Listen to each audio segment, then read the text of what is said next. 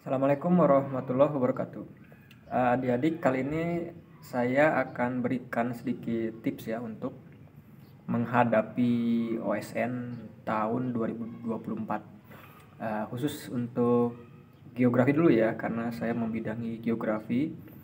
Apa saja yang harus dipersiapkan. Nah, di panduan Puspernas, OSN itu kan untuk level kota kabupaten tuh terjadwal di Maret akhir ya. Artinya sekitar kalau sekarang 2 bulan lagi. Kalau jadwalnya tidak mundur itu ya, karena pas puasa kan. Nah, apa yang harus dipersiapkan? Apakah 2 bulan itu cukup? Ya, sebetulnya kalau sekolah yang sudah mantap itu programnya biasanya untuk pembinaan OSN itu sudah dimulai dari semester 1 gitu. Jadi udah di set gitu ya.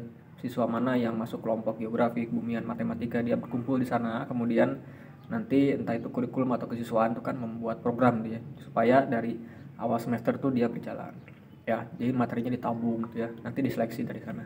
Nah, kalau misalkan 2 bulan ini gimana? Misalkan karena pasti banyak sekali. Bahkan dominannya tuh apalagi yang mungkin di daerah gitu ya, mungkin yang program sekolahnya belum mantap gitu ya. Eh, Dia kan nyari ya udah yang penting ada gitu ya. Nah, seperti itu. Nah, tapi misalkan dalam 2 bulan ini kalau misalkan siswanya niat dengan baik, itu seperti apa strateginya? Nah, anak-anak jadi kunci utama ketika kalian ingin misal ya lolos ke level provinsi lah, kan biasanya sekarang tuh sudah pakai passing grade ya. Saya nggak tahu nilainya apakah 60, 70 berapa ya gitu. Jadi pokoknya dapat 70 nanti lolos gitu ya. Nanti juga ada jumlahnya kan per provinsi berapa ya, berapa anak di kuotanya gitu. Tergantung jumlah jumlah apa namanya siswa gitu ya. Nah, silakan dicek di panduan. Kemudian gimana strateginya? Balik lagi bahwa kedisiplinan adalah kuncinya. Jadi dari sekarang tuh tolong dibuatlah jadwal tiap hari itu kalian mencari satu topik gitu ya sampai tuntas. Berarti kalau misalkan ada sekarang 60 hari maka ada 60 topik yang full gitu kalian kuasai gitu ya. Makanya saya sendiri sering memberikan ke anak itu siapkanlah satu buku catatan khusus untuk persiapan olimpiade ini.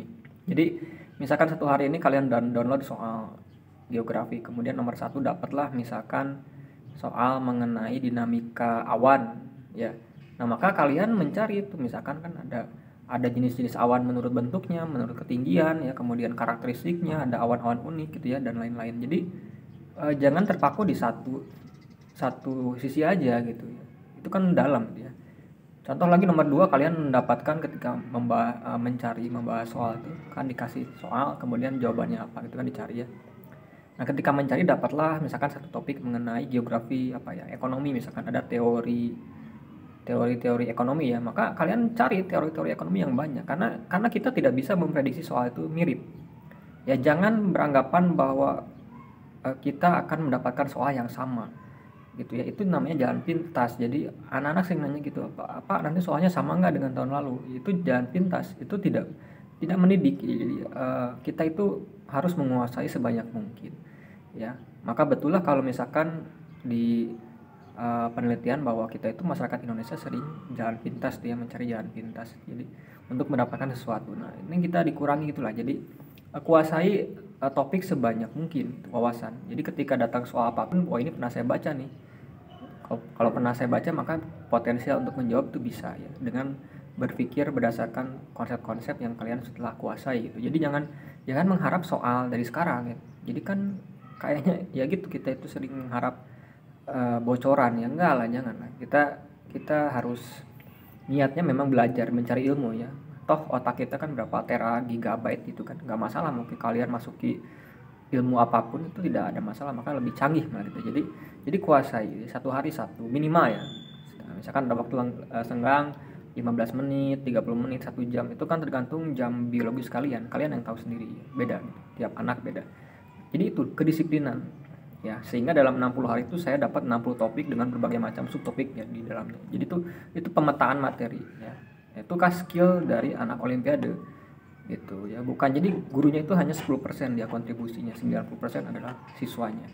Ya, jangan dibalik ya. Jadi siswanya yang aktif. Kita hanya memberi arahan. Saya sendiri sebagai guru kan memberi arahan aja gitu ya. Bagaimana teknis prinsip dasarnya seperti apa, cara menguasainya. Jadi gitu kedisiplinan. Ya, mulai dari sekarang kalian download soalnya silakan di mana ya, di web saya, di grup saya, di Telegram, di WhatsApp kan ada ya, di blog saya tinggal masuk. Silakan cari soalnya, kemudian kalian kuasai sampai sedetail mungkin. Nanti hasilnya diskusikan dengan teman, dengan guru gitu ya. Oke, sekian dulu. Terima kasih. Assalamualaikum warahmatullahi wabarakatuh.